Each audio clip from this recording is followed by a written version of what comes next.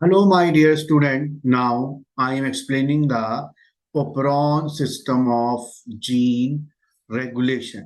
Gene regulation का मतलब क्या है कि जीन के अंदर जो इंफॉर्मेशन होती है उसको हम ओपरॉन सिस्टम के द्वारा नियंत्रित करते हैं, रेगुलेट करते हैं।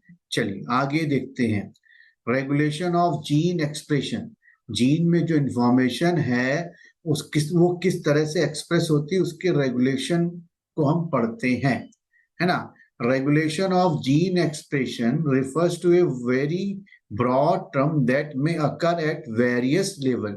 यहाँ पे ये बोल रहा है जो जीन का एक्सप्रेशन जिस तरीके से रेगुलेट होता है एक बहुत ही व्यापक शब्द है और ये अलग अलग स्तरों पर नियंत्रित होता है, रेगुलेट होता है। considering that gene expression result in the formation of a polypeptide chain। Gene expression के द्वारा जीन में जो इंफॉर्मेशन है उसके बाहर निकलने से हम पॉलीपेप्टाइड यानी कि प्रोटीन बनाते हैं। यही प्रोटीन एंजाइम की तरह काम करके मेटाबॉलिज्म में यूज होता है। It can be regulate eight several levels, है ना। ये जीन एक्सप्रेशन कई लेवल पर नियंत्रित होता है। यूकैरियोट में ये 4 लेवल पर नियंत्रित होता है। पहला हो गया ट्रांसक्रिप्शन लेवल, यानी डीएनए से आरएनए बनना। तो डीएनए से यूकैरियोट में बनता एचएनआरएनए। क्या बनता है? एचएनआरएनए। ये पहला स्टेप हो गया। दूसरा स्टेप बोला स्प्लाइसिंग प्रोसेसिंग लेवल। जब एचएनआरएनए से एमआरएनए बनता है तो हम बोलते हैं इसको स्प्लाइसिंग लेवल। फिर ये एमआरएनए न्यूक्लियस के अंदर बनता है, ये पूरा प्रोसेस न्यूक्लियस के अंदर बनता है। फिर एमआरएनए साइटोप्लाज्म में आता है। तो तीसरा स्टेप हो गया transport of mRNA from nucleus to cytoplasm. फिर ये साइटोप्लाज्म में राइबोसोम से जुड़ता है, इसको बोलते हैं ट्रांसलेशन लेवल। तो 4 स्टेप पर जीन का एक्सप्रेशन रेगुलेट किया जाता है। यूकैरियोटिक की बात हो रही है। प्रोकैरियोट में प्रोसेसिंग लेवल और स्प्लाइसिंग लेवल इन सेकेंड और थर्ड प्रोकैरियोट में अब्सेंट होते हैं, क्योंकि प्रोकैरियोट में सीधे एमआरएनए बनता है तो इसलिए सेकेंड वाला अब्सेंट है। थर्ड वाला इसलिए अब्सेंट है क्योंकि वहां पर न्यूक्लियस नहीं होता है, सब कुछ काम साइटोप्लाज्म में होता है। ये प्रोकैरियोट में 2 स्टेप गायब है। नेक्स्ट पेज पर आते हैं। अब हमारी बॉडी में 2 तरह के जीन होते हैं, हाउस कीपिंग जीन और luxury gene. Housekeeping gene वो होता है जो हमेशा एक्सप्रेस होता रहता है। Function is required for the sustenance of the cell. Housekeeping gene are constantly express.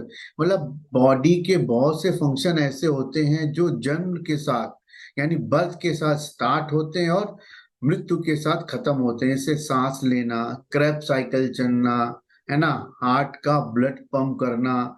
ये सारे सिस्टम ऐसे हैं, नर्वस सिस्टम ऐसे सिस्टम है जो एक समय तक चलते रहेंगे और फिर अगर ये रुक गए तो लाइफ क्या होगी? रुक जाएगी। जबकि लग्जरी जीन में ऐसा नहीं होता है।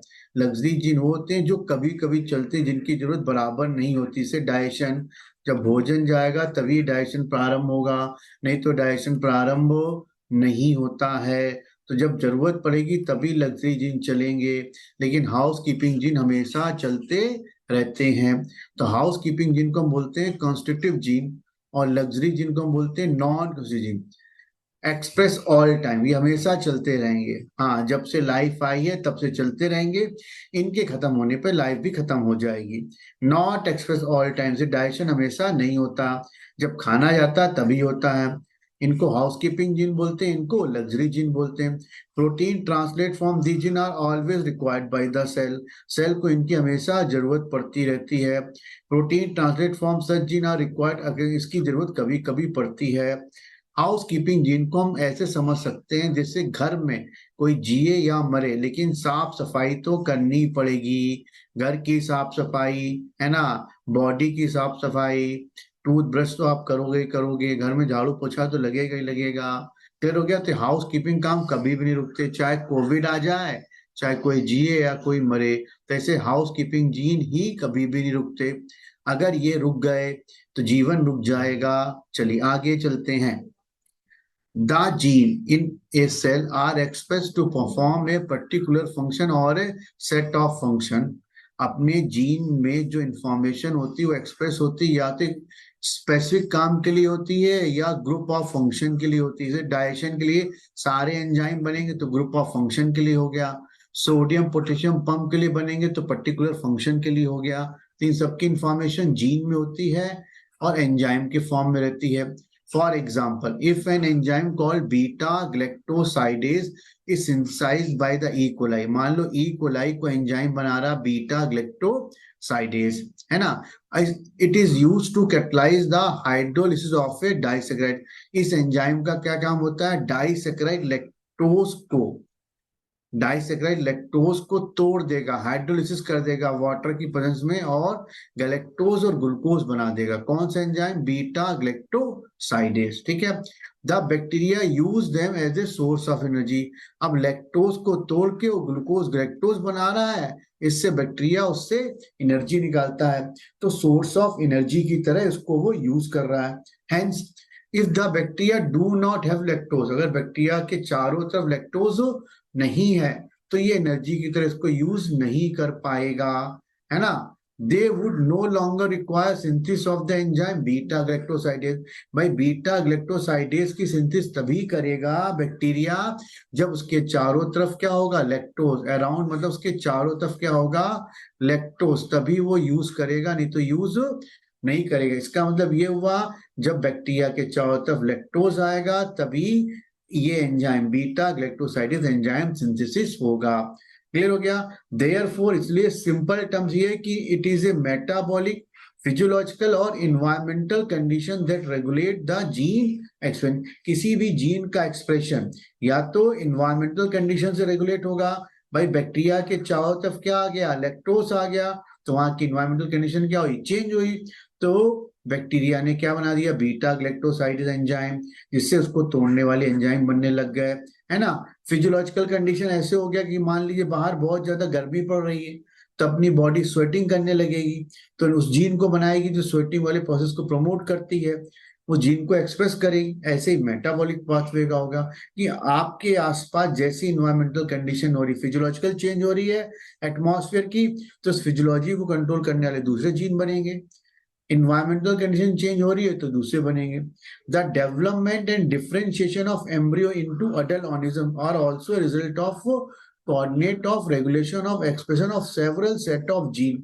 अब यहाँ पे क्या बोल रहा है, जाइगोट से जब डेवलपमेंट होता है तो लेयर बनती है ना, एक्टोडर्म, मीजोडर्म और एंडोडर्म, है ना।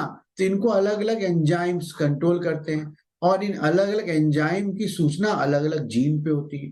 फिर ये डेवलप करके क्या बनाता है, एम्ब्रियो, एम्ब्रियो से अलग अलग बॉडी ऑर्गन बनते हैं, तो सबके लिए अलग अलग क्या है, जीन है। तो ये एक तरह से मेटाबॉलिक कंट्रोल हो गया। जाइगोट ने मेटाबॉलिक बनाई 3 लेयर, अभी 3 लेयर मेटाबॉलिक होके अलग अलग सेंस ऑर्गन बनाएंगे, बॉडी के अलग अलग क्या बनाएंगे, पार्ट बनाएंगे।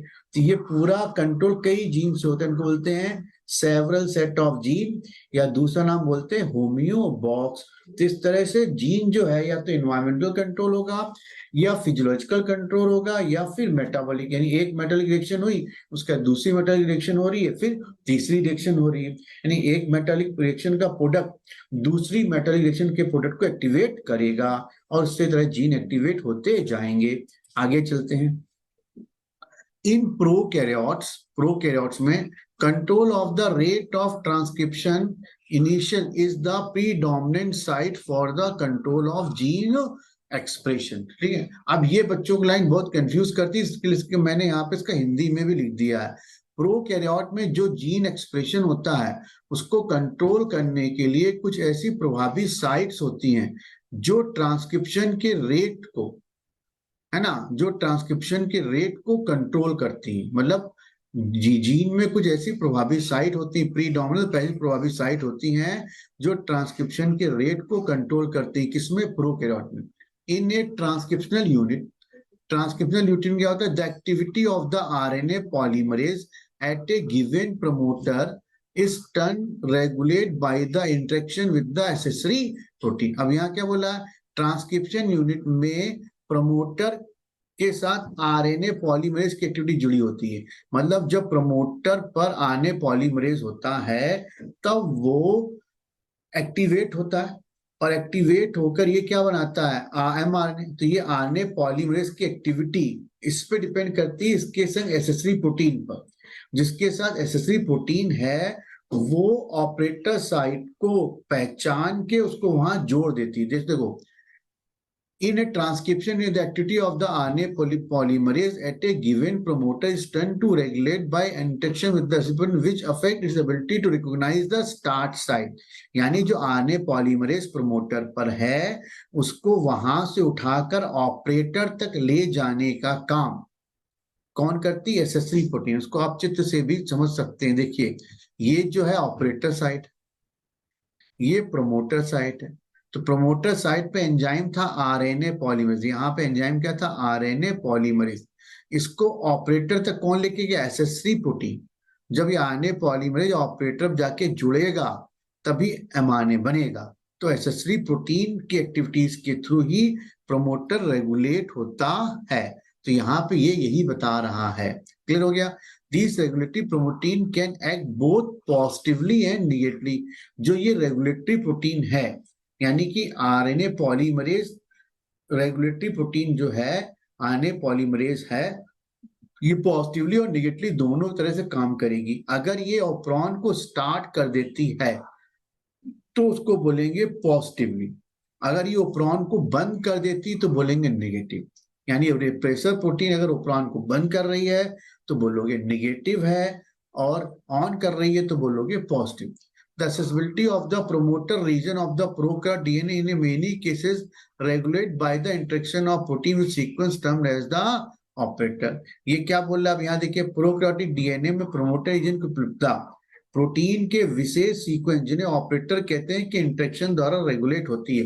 कहने मतलब ये है कि प्रमोटर रीजन जो है उसमें जो आरएनए पॉलीमरेज बन रहा है वो बहुत से केसेस में ऑपरेटर से रेगुलेट होगा। यानी जब तक वो ऑपरेटर से इंटरेक्शन नहीं करेगा आरएनए पॉलीमरेज, जब तक ऑपरेटर से इंटरेक्शन नहीं करेगा आरएनए पॉलीमरेज तब तक वो ऑन ऑफ नहीं होगा। बहुत से केसेस बोल रहा हूं, ऑल केसेस में। जो ऑपरेटर रीजन होता है ये जस्ट प्रमोटर रीजन के बगल में होता है। The operator region is adjacent to the promoter element in the most operon. ज्यादातर ओप्रॉन में ऑपरेटर और प्रमोटर अगल बगल होते हैं। And in most cases the sequence of the operator bind to a repressor. और ज्यादातर केस में क्या होता है कि ऑपरेटर जो होता है वो रिप्रेसर प्रोटीन से पहले बाइंड होता है। इसलिए ज्यादातर ओप्रॉन निगेटिव है, क्योंकि रिप्रेसर प्रोटीन जुड़ेगी तो सिस्टम बंद हो जाएगा। क्लियर हो गया। आगे चलिए, ईच ओप्रॉन है specific operator and specific repressor. हर ओप्रॉन का अपना, प्रत्येक ओप्रॉन का एक स्पेसिफिक ऑपरेटर होता है और एक स्पेसिफिक रिप्रेसर होता है। यानी हर जीन को ऑन करने के लिए एक स्पेसिफिक आरएनए पॉलीमरेज होगा और एक स्पेसिफिक रिप्रेसर होगा।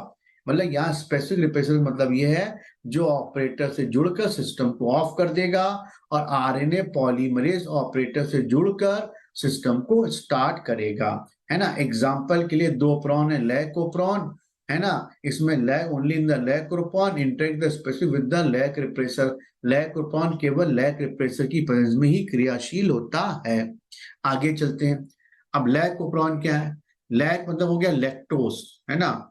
The elucidation of the lac operon was also result of the close association between the genetics Jacob and Monod. Jacob and Monod दो जेनेटिक्स थे, मतलब जेनेटिक्स के साइंटिस्ट थे।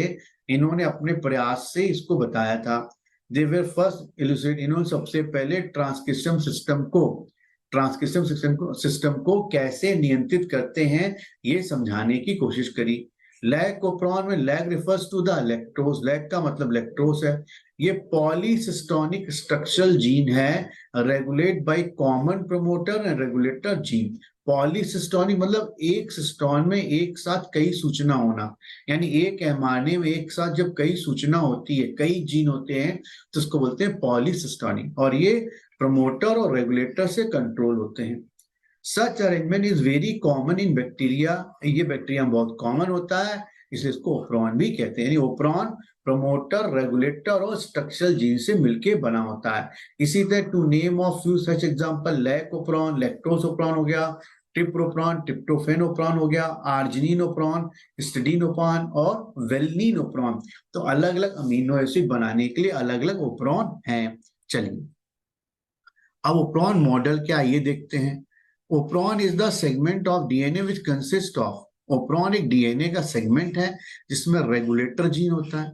Regulator gene form the repressor protein which bind with the operator and stop the process of transcription. Regulator gene जो है एक repressor protein बनाता है। ये रिप्रेसर प्रोटीन अगर ऑपरेटर से जुड़ गई तो ट्रांसक्रिप्शन स्टॉप हो जाएगा। जब स्टॉप हो जाएगा तो उसको बोलेंगे निगेटिव कंट्रोल। फिर समझ लो, रिप्रेसर अगर स्टॉप कर रहा है तो निगेटिव कंट्रोल, स्टॉप नहीं कर पा रहा है तो पॉजिटिव कंट्रोल। प्रमोटर रीजन, इसको टाटा बॉक्स भी बोलते हैं। यहाँ पे आरएनए पॉलीमरेज एंजाइम होता है जो ऑपरेटर से जुड़ता है, और ऑपरेटर तक जोड़ने के लिए हमको क्या लगती है, एसेसरी प्रोटीन। पीछे अपन ने पढ़ा था, यही एसेसरी प्रोटीन आरएनए पॉलीमरेज को प्रमोटर से उठाती है और ऑपरेटर पे जोड़ देती है, जिससे ट्रांसक्रिप्शन स्टार्ट होता है।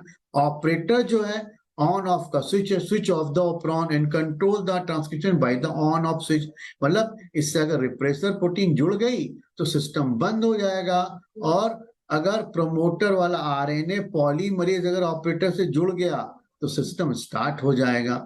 स्ट्रक्चरल जीन वो पार्ट है हिस्टोन का जिसमें इंफॉर्मेशन होती है एंड जिसका ट्रांसक्रिप्शन होता है, उसको बोलते हैं स्ट्रक्चरल जीन। यानी 4 चीज होती है operon, regulator, R, P promoter, operator switch हो गया और स्ट्रक्चर सूचना हो गई।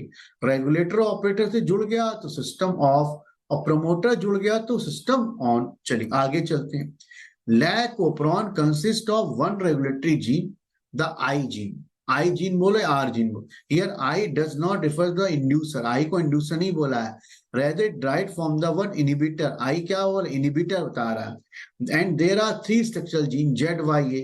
सिस्टोन में 3 जीन है ZYA। I gene code for the repressor protein, I gene repressor protein बनाएगा लैकोप्रोन की।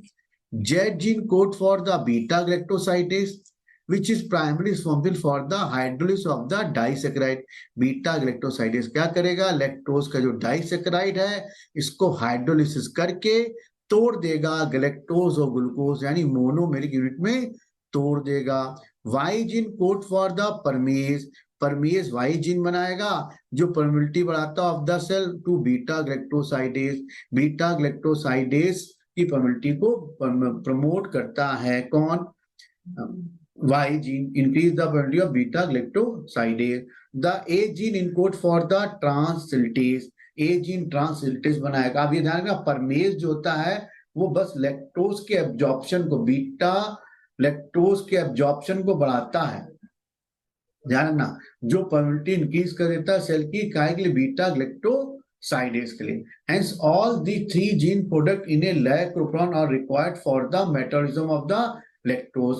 लैक्टोज के मेटाबॉलिज्म के लिए बहुत जरूरी है। आप इतना ध्यान रखिएगा, परमेज सिर्फ लैक्टोज के एब्जॉर्प्शन के प्रमोशन को बढ़ाता है। In most other operon as well as the gene present in the operon are needed together to function in the same और रिटेन। और बहुत से जो दूसरे ओप्रोन होते हैं उसमें जो जीन प्रेजेंट होते हैं या तो एक साथ मिलके काम करते हैं या अलग अलग मेटाबॉलिक के लिए काम करते हैं। ये दूसरे ओप्रोन की बात कर रहा है। चलिए अब डायग्राम्स देखते हैं। अब ये लैकोप्रोन का डायग्राम, ये आई मतलब रेगुलेटर जीन है ना, इनहिबिटर है ना, आई मतलब रेगुलेटर जीन, इसको हमने इनहिबिटर बोला है ना। अब ये क्या बना रहा है, रिप्रेसर, क्या बना रहा है ये, रिप्रेसर प्रोटीन। तो ये रिप्रेसर प्रोटीन क्या करेगा, mRNA के फॉर्मेशन को रोक देगा। अब ये रिप्रेसर अगर ऑपरेटर से जुड़ गया तो ये mRNA के निर्माण को रोक देगा। Repressor bind to the operator region and prevent the RNA polymerase form transcribe the operon. मैंने क्या बोला, अगर रिप्रेसर इससे जुड़ गया तो ट्रांसक्रिप्शन रुक जाएगा। क्यों रुक जाएगा, क्योंकि प्रमोटर पे क्या था, आरएनए पॉलीमरेज। प्रमोटर पे क्या होता है, आरएनए, ये प्रमोटर होता है, यहाँ पे मिलता है हमको आरएनए पॉलीमरेज एंजाइम। ये जब ऑपरेटर से जुड़ेगा तभी ट्रांसक्रिप्शन होगा।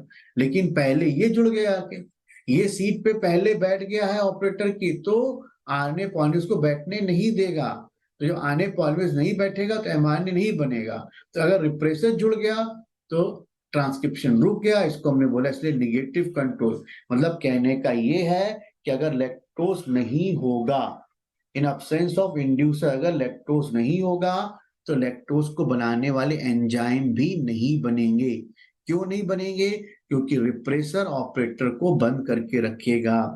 जैसे हमारी बॉडी में जब खाना आता है तभी खाने को डाइजेस्ट करने वाले एंजाइम बनते हैं, है ना। ऐसे हमेशा साल भर दिन भर तो बनते नहीं रहते हैं। इसका मतलब वो सिस्टम बंद रहता है, तो वो निगेटिव कंट्रोल में आया। और जैसे ही खाना गया तो खाने को हमने मान लिया इंड्यूसर, तो जैसे ही खाना गया प्रेशर वहां से हट जाएगा और एमआरएनए बनना स्टार्ट हो जाएंगे।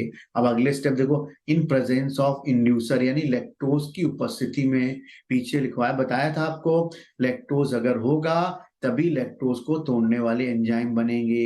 ऐसे ही जब बॉडी में खाना आएगा तभी बॉडी को खाने को तोड़ने वाले एंजाइम बनेंगे। अब देखिए लैक्टोज आया, इंड्यूसर इज लैक्टोज, इस लैक्टोज ने क्या करा, रिप्रेसर को पकड़ लिया। अब रिप्रेसर को पकड़ लिया तो रिप्रेसर यहां नहीं जा पा रहा, तो आने पर फट से पहुंच गया ऑपरेटर पे। ऑपरेटर पहुंचा, उसने क्या बना दिया, एमआरएनए। इस एमआरएनए से एंजाइम बन गया बीटा ग्लैक्टोसाइडेज, परमीज और ट्रांसेंटेज। अब ये बीटा ग्लैक्टोसाइडेज क्या करेगा, जो लैक्टोज है उसको तोड़ देगा, किसमें, ग्लूकोज और गैलेक्टोज में। जब ग्लूकोज और गैलेक्टोज में पूरा टूट जाएगा लैक्टोज, तो लैक्टोज अपने आप खत्म होने लगेगा, तो ये वाला भी लैक्टोज आके टूट जाएगा। पहले तो बाहर से परमेज क्या करेगा, परमेज बाहर से लैक्टोज को एब्जॉर्ब करेगा, सारे लैक्टोज टूट गया ग्लूकोज गैलेक्टोज में। अब लैक्टोज कहाँ बचा, इसके पास रिप्रेसर चिपका हुआ है, तो रिप्रेसर वाला लैक्टोज भी यहाँ पे आके टूट जाएगा। जब वो टूट जाएगा ग्लूकोज और गैलेक्टोज में, तो जैसे ही रिप्रेसर यहाँ से हटा तो ये इसको स्टॉप कर देगा। क्लियर हो गया? इसलिए लैक्टोज के आने पे ऑन होगा, है ना, तो लैक्टोज का आना पॉजिटिव कंट्रोल है। वैसे ये लैक ओपरॉन ओवरऑल क्या कहलाएगा, निगेटिव कंट्रोल। क्या कहलाएगा, निगेटिव कंट्रोल, है ना। लेकिन लैक्टोज के आने पे स्टार्ट होगा, तो जब लैक्टोज आएगा तो क्या बोलेंगे उसको, पॉजिटिव कंट्रोल, लैक्टोज की उपस्थिति में। चलिए आगे चलते हैं। Lactose is the substrate for the enzyme beta galactosidase, है ना। बीटा ग्लैक्टोसाइडेज का सबस्ट्रेट कौन है, लैक्टोज है। It regulate the switching on off an operon, है ना। अगर लैक्टोज आएगा तो ऑन होगा, नहीं आएगा तो ऑफ हो जाएगा। Is term as a inducer, lactose कैसे काम कर रहा है, इंड्यूसर की तरह से, क्योंकि लैक्टोज के आने पे सिस्टम ऑन हो रहा है। In the absence of preferred carbon source such as glucose, है ना, ग्लूकोज नहीं होगा, है ना, ग्लूकोज absent होगा। If in the absence of preferred carbon source such as glucose, if lactose is provided in the growth medium of bacteria, the lactose transport, glucose की ये in the absence of preferred carbon, अगर glucose नहीं होगा तभी lactose system activate होगा। Clear हो गया? absence of the preferred carbon source of energy, glucose की absence में ही लैक्टोज वाला एक्टिवेट होगा। अगर ग्लूकोज वाला होगा तो ग्लूकोज वाला एक्टिवेट हो जाएगा।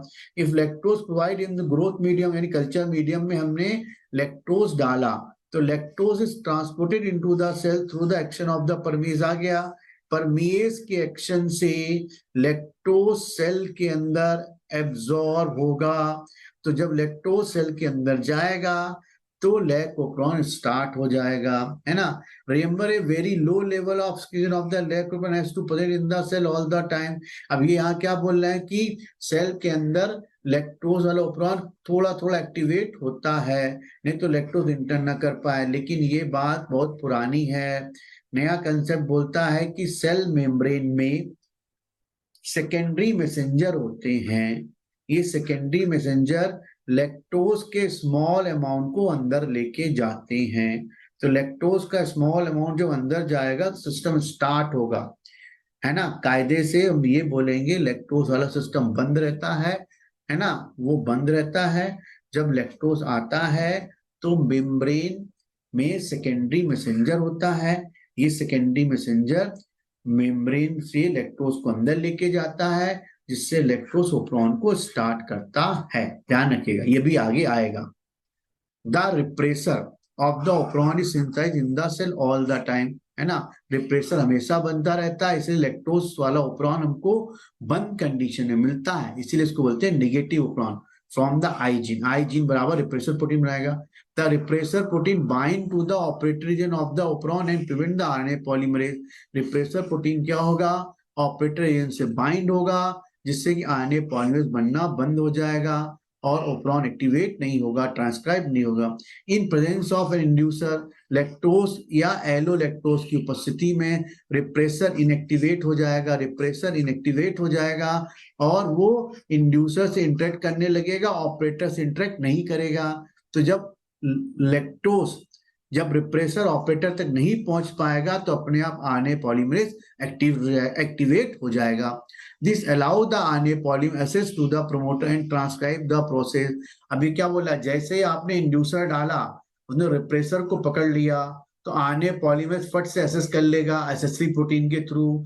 एसएस3 प्रोटीन आरएनए पॉलीमरेज को प्रमोटर के पास ले जाएगी और ट्रांसक्रिप्शन को स्टार्ट कर देगी, जैसा कि फिगर 6.14 अपन ने पढ़ा था। Essentially, regulation of lac-operon can also visualize as the regulation of enzyme synthesis by substrate. हम ये भी बोल सकते हैं लैक-ओपेरॉन का रेगुलेशन ये बताता है कि लैक्टोज को तोड़ने वाले एंजाइम कैसे निर्मित होते हैं। रिमेंबर, ग्लूकोज और galactose can not act as a inducer. Glucose और गैलेक्टोज कभी भी इंड्यूसर की तरह काम नहीं करते लैक-ओपेरॉन में। किसमें? लैक-ओपेरॉन में, ध्यान रखिएगा, है ना। Can you think for how long the lactopon will explain the presence of lactose? कितनी देर तक एक्टिवेट रहेगा? जब तक लैक्टोज रहेगा तभी एक्टिवेट होगा, और जैसे ही लैक्टोज खत्म, सिस्टम बंद हो जाएगा।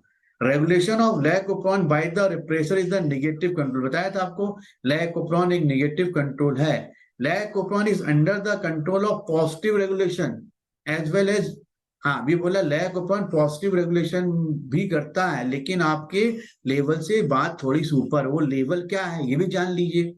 ये लेवल ये है जब लैक्टोज बैक्टीरिया, ये मान लीजिए बैक्टीरिया के चारों तरफ जब लैक्टोज आया तो ओपेरॉन ऑन हुआ, तो ये लैक्टोज के आने से ऑन हुआ।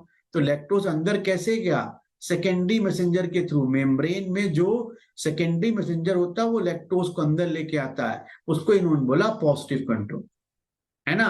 और वैसे लैक्टोज के एब्सेंस में ओपेरॉन हमेशा बंद रहता है, तो इसको बोला नेगेटिव कंट्रोल। तो जो रिप्रेसर की प्रोटीन अगर ऑपरेटर को बंद रखती है, क्लोज रखती है, तो हम बोलेंगे नेगेटिव कंट्रोल। और रिप्रेसर की प्रोटीन अगर ऑपरेटर को ऑन कर देती है तो हम बोलते हैं पॉजिटिव कंट्रोल। इसका मतलब यहाँ पर जो सेकेंडरी मैसेंजर है, जो लैक्टोज को अंदर लेके आ रहा है, वो स्टार्ट कर रहा है।